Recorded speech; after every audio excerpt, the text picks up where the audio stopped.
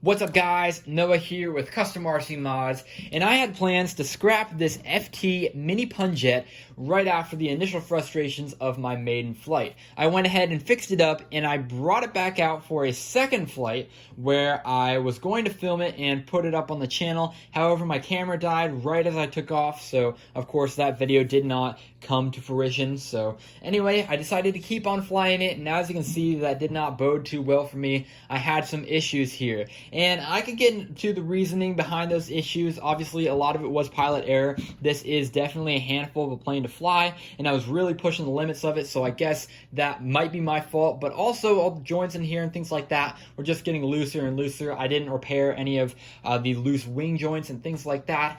And all around is just, getting kind of rickety even on the second flight. Now, I must say, although some things were starting to fail, this is a pretty durable little plane, all else set aside. Obviously, it's not very heavy, it's not very big, meaning that when it does hit the ground, usually the nose crinkles in a little bit. The wings are usually fine, considering the swept wing design there. There's not going to be a lot of impacts right here because, as you can see, it's either going to hit the nose or it's going to hit the wingtip, just like that. So overall, it took me about 4 crashes to get to where I am today, and although I was going to scrap it, this thing scrapped itself for me. So we're going to go ahead and talk about my rebuild on this thing, which I'm actually just going to get done pretty quickly here. It's not going to be that big of a deal considering this is only like a 2-hour build, so I'm going to have plenty of time to get it done tonight and get this thing up and ready to fly for tomorrow. So the first thing that's major that I'm going to go ahead and change on the V2 here is I'm just going to skip the folding wing design. You guys saw the maiden flight did not quite work out,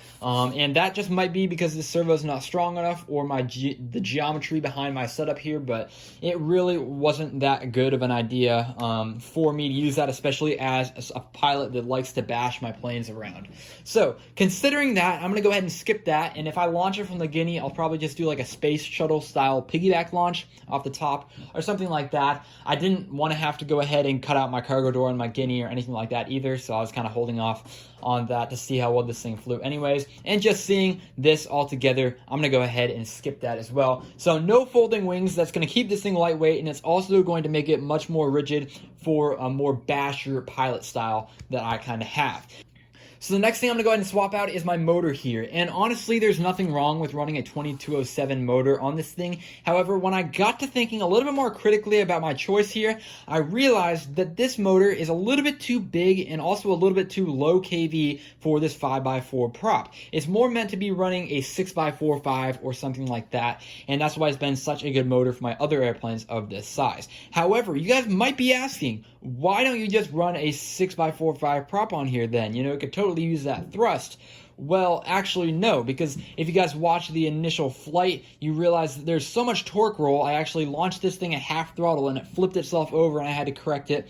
Could barely do it just in time before I crashed into the ground here. So if I added an even bigger prop on here, that'd be even more of a problem. So I'm going to go ahead and downsize my motor. It's going to have a little bit less torque, but it's going to be better matched for this 5x4 prop and have a little bit higher kV for top end. And that's going to be an 1806 2400 kV motor. This one's from Ready Made RC, and it's off my Ready Made RC Mini Recruit that I've had some so-so luck with, and I'm just going to go ahead and scrap this thing at this point. So that's going to go right here into the V2 of my pun jet. So along with eliminating the wing folding mechanism and swapping out my motor, I'm going to go ahead and coat the bottom of the wing surface in packing tape. That's going to give it a little bit more rigidity, and of course it's not going to get all muddy quite as easily if I have crash landings, because chances are with a touchy plane like this one, I'm probably not going to have just completely fine and perfect luck getting this plane to fly, so I'm expecting crashes to happen. That's no big deal all around. I'm happy to fly a plane that's been crashed, and I'm happy to learn along the way.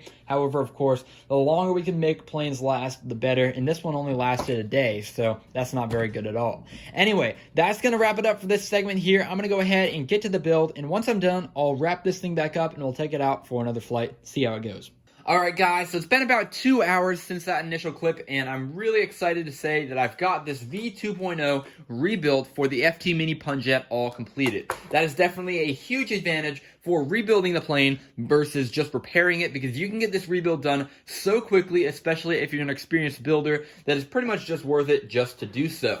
Let's go ahead and talk about this build here first. So compared to the original, I think that it's going to be a huge advantage not to have the folding wing, especially for bashing this thing around like I like to do. High G maneuvers, high speed maneuvers. This thing is going to handle much better, considering we're not going to be dealing with the flutter of the wings under stress, because piano wire, as much as it is, strong, especially when it bends, it will still allow some flex into the airframe. So that's definitely something you should consider if you're looking to build a folding wing design. I think you can do it a little bit better than I did. However, you're really not going to eliminate any of that play there, especially if you want the fully articulating wings. So, really happy I did that. Let's go ahead and talk about this motor here. Just like I said, I'm running an 1806 2400 kV motor, and that's a good thing. The one thing I had to do was print a new firewall for this thing, because it runs the 12 by 16 millimeter mounts rather than the standard 16 by 19. That's common of smaller motors though, so I got this new 3D printed firewall. Link in the description below if you're looking for something similar. But other than that, I think this is going to be a great option, and the ESC that I have for it as well is also very small and lightweight, so this is definitely going to be a much lighter build. You can see this is just a little itty bitty ESC right here versus the huge ZTW 30 amp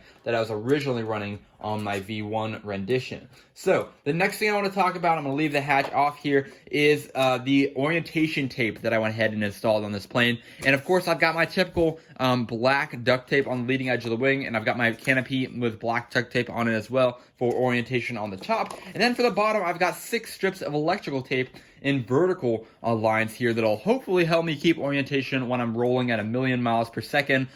So yeah. Hopefully, I mean, fingers crossed. Of course, this thing just gets out of control quickly, so it usually takes me a few rolls just to know where I'm at. So either way, that's going to be at least an aid, if not, a total fix to the orientation issue I was having earlier.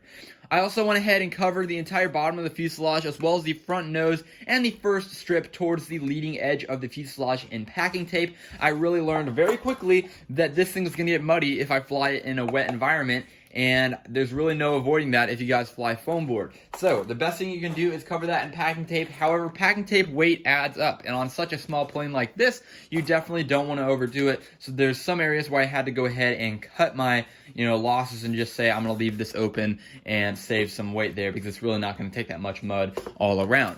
So other than that, there's not too much I did differently. I went ahead and installed a bind switch just so I wouldn't have to use a bind plug like I typically do with Spectrum. I went ahead and replaced my receiver antennas, and I pushed my satellite farther back on the fuselage to allow this little paint stick right here to go ahead and shove in the back to hold in the hatch.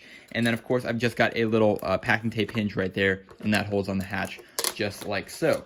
Everything else is pretty much standard. Same receiver, same all that. 850 milliamp hour 3S mounts right up here in the nose, and I've got a little bit of nose weight that I still have to add to the front of this hatch here, and that should get us to our proper CG. So that's going to do it for this segment of the video. Let's go ahead and head out to the park and see if we can get this thing a successful maiden flight.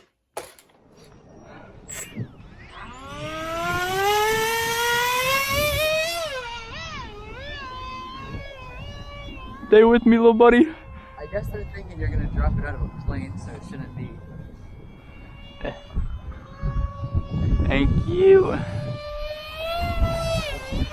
Anytime I... Holy cow, this thing is What's that in? nearly unflyable.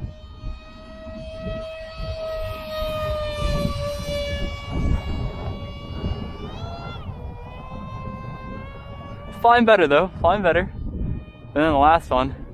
Keep up. I'm fighting it. I mean, I think I got the roll trimmed out, which is good, but got some more juice now because I went from 2100 kV to 2400 kV. Even though you downsized? Yeah, because the 2207 is for like a 6-inch prop on 2100 kV. Whereas I was only, because if I run a 6, the torque's gonna be insane if I run a 6x5. Okay. Not. Probably won't fit in very well. Yeah. So this thing is not.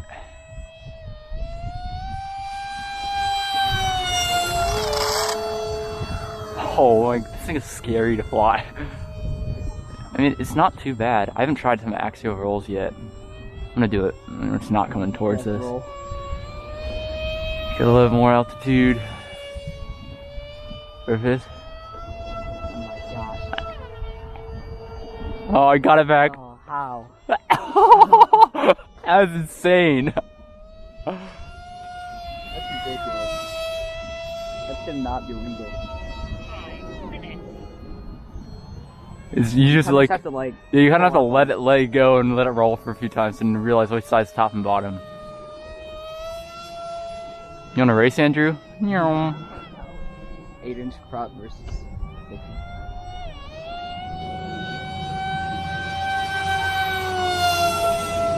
Okay, this thing's not flying that bad now. Oh my gosh. I'm not changing the rates, but like, holy cow. Oh, slow speeds. Slow speeds.